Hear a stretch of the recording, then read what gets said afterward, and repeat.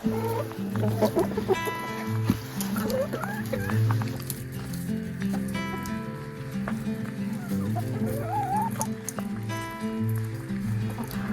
beautiful people, welcome to Wilder Path Farm. Here we're located in northern Canada where we do homesteading, gardening, and everything in between.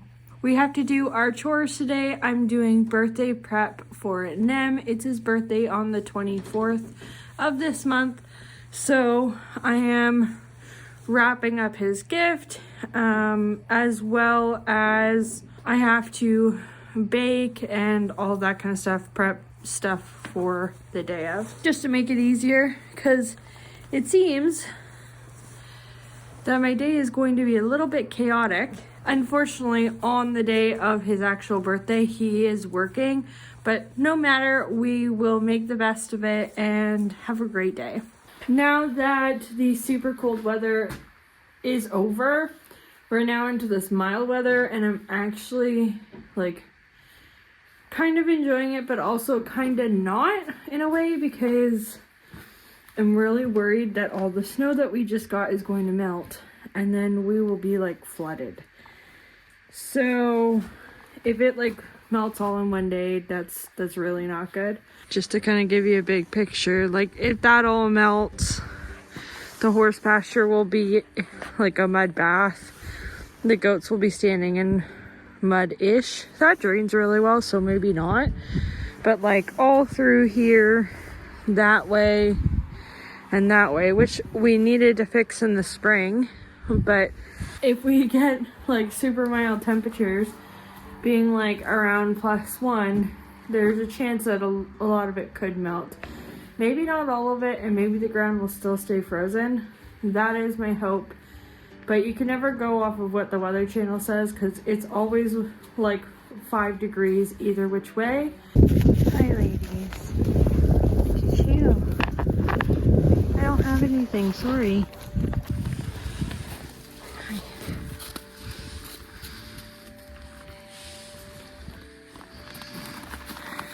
Look how large you are.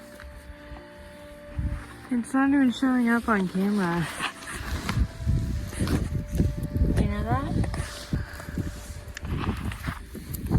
Gentle with them, okay? Gentle, gentle. Gentle, gentle. Good girl. Yeah, you're a good girl. Clover is usually way more friendly, but it seems that when she got pregnant, she's no longer friendly. And Peach is now taken on that.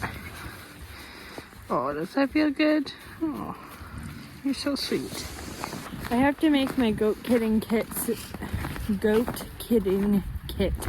soon. So I'm just thinking of probably making a video on that for anyone who's interested of what is going to be in my essentials goat kidding season, because it's coming up. It's not next month or anything. It's in a few more months still, but it's always good to be prepared, just in case. Hey, you! What are you doing? Oh, honey's coming.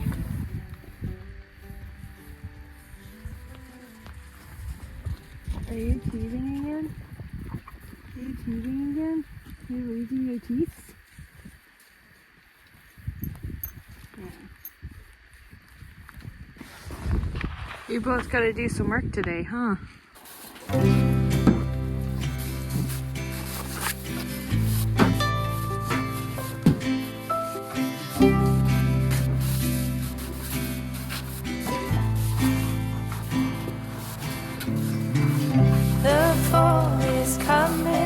I can feel it. The breeze brings goosebumps to my skin.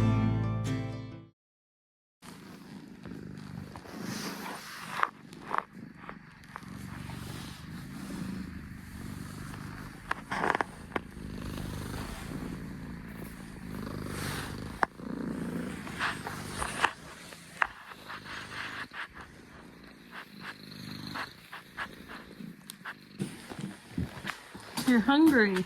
You're screaming at me. Okay. I fed you last night.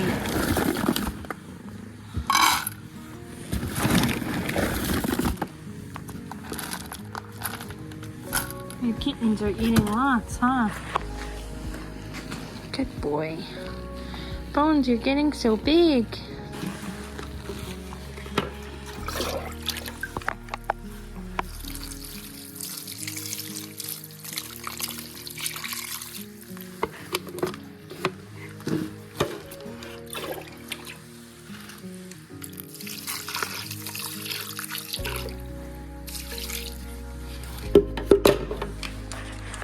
I like going into the garage for like short periods of time so that I can warm up because it is cold outside. Not like super cold, but like a wet, damp cold. Alrighty, so we're all done the stalls now. My tripod broke, so I have to fix it. Stalls are clean, hay nets are done. That's pretty much all my daytime chores. I don't do any other chores until later in the afternoon, evening now.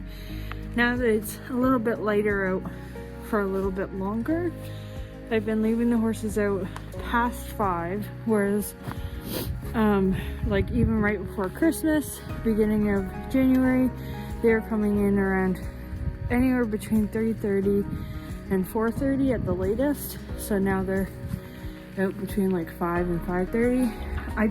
I can't wait until we have a structure in that winter paddock where I could just like leave them and then just close the door at night kind of thing. But yeah, that's still in the works. I'm still thinking about how I want to do that, exactly where I want to do that, if the building's gonna have electricity right away, all that. So we shall see. That'll be fun. Just wanted to talk about the animals for a second. So Clover and Peach will be kidding in the spring, early spring, and hopefully we'll have quite a few babies. Clover is looking quite wide, and then Peach is very wide. So I'm pretty sure they're both very pregnant now. It's kind of hard to tell with goats until the last few weeks before they kid.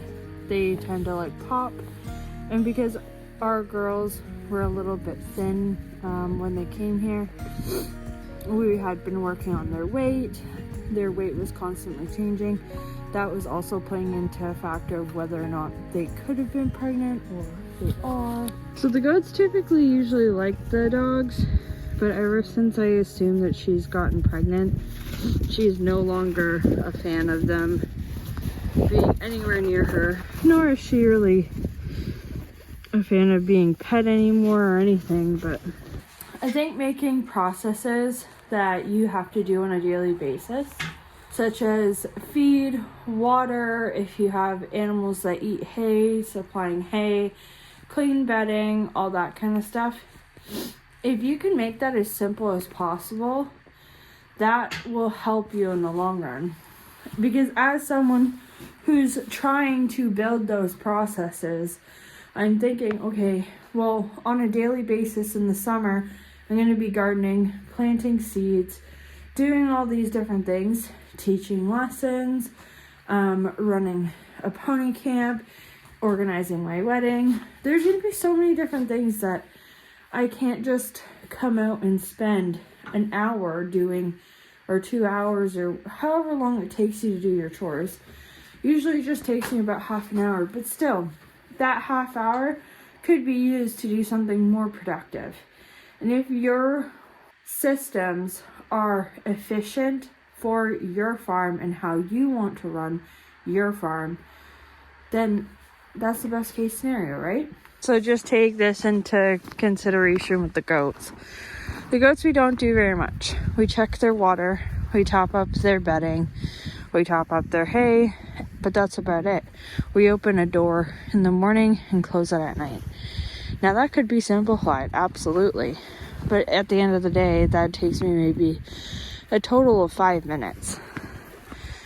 The horses do take quite a bit longer, and so do the chickens. So the horses take a little bit longer because I'm doing their stalls. I'm filling hay nets, filling water buckets, and that just takes a little bit longer. The chickens, I'm usually putting out a bucket of scraps to them, which does take some time. In the winter, because water is freezing constantly, you're constantly having to replace it. The bedding in here needs to be replaced. Don't mind the mess. That is from their scraps that they just got. At the end of the day, taking care of them is not too complicated. Every system can be efficient. Every system can be specified for your specific animal and your specific circumstances. Now, I'm debating on a couple ideas in my head, and I kind of don't want to just throw them out there until I have like a solid plan. But yeah, quite a few things are going to change come spring, summer. And yeah. Also, I'm not sure if you guys want to wait to find out what animal is coming, because we have about, I think it's about 2.5 weeks left. So yeah, if you can wait 2.5 weeks, then that's great. If it's gonna kill you, let me know in the comments down below. We've already picked out the specific animal this past weekend, and I meant to film this past weekend, but we had gone to someone else's farm to pick out that specific animal that's going to be joining our farm very, very soon. And then we have started cutting our wood for next winter. Now, that is not an easy task with the deep snow that we have right now.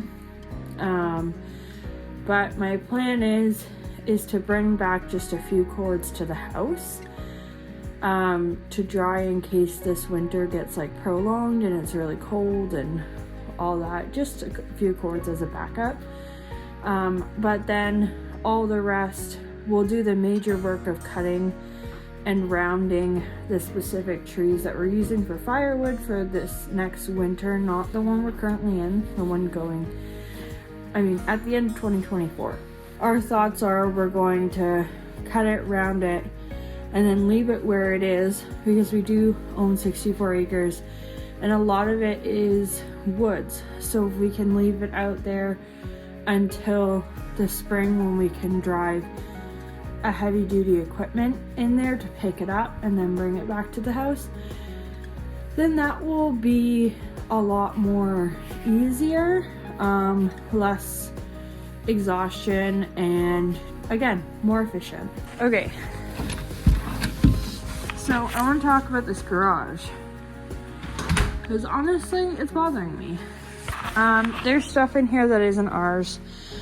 There's stuff in here that could have been outside, but there's also stuff that needs to be in here. Now, all the horse stuff and the food from Luke actually does need to be in here. So if the leather's outside, it's going to crack, and then that would make it a waste for the money that I spent on the equipment for the horses. The feed needs to stay away from the rats and where the cats are, so that mice can stay away from the food that we are feeding the animals. Now, this garage it is heated. It's very warm in here. This is where I come to warm up. Our water's in here in buckets, which makes it efficient and easy. Not as easy as it would be to have a frost-free or freezing-free hydrants and way of watering our animals, but that is to come. It is literally, we're still within our first year being here, so we will figure out things as we go. We're back inside. We have to go downstairs to stock the wood furnace. But efficiency is not the easiest thing for everyone because it means editing your systems, it means changing your ways, and maybe trying something new.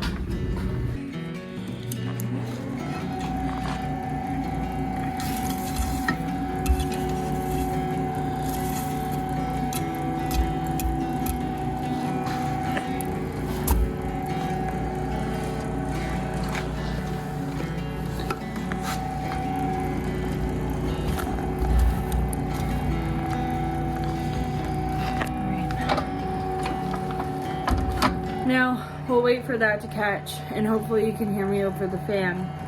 But trying new strategies, trying new things, failing, making mistakes is all how you find out what's efficient and what's going to work best for your farm. Now, if you're not willing to try new things, if you're not willing to, try something different versus what you're already doing now, then that's fine. It's your farm, your rules, your way. But there's always room for improvement. And I really feel that even people who have been doing this for 30, 50 plus years, there's always things to learn. And as someone who's in their first year, I have tons to learn. So much I couldn't even fathom how much I need to learn. But that doesn't excuse the people who have been in this for 30 plus years to not continue their learning. Whether that be reading a new book, trying a new strategy, or really looking inwards, self-critiquing their strategies on their farm. Okay, we will flame.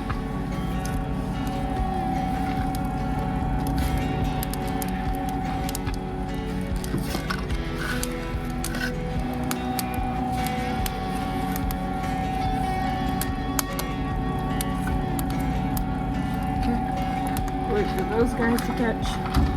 Now, I could totally turn on the blower and just leave, but I'm trying to build a fire that I can leave for, a few hours and do something else and not have to keep feeding it.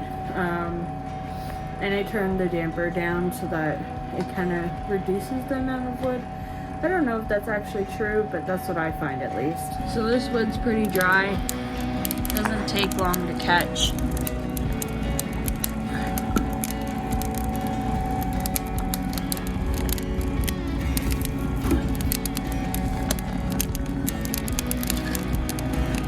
Here at Wildwood Path Farm, we're trying to do things as efficiently, cost effectively, and healthy as possible.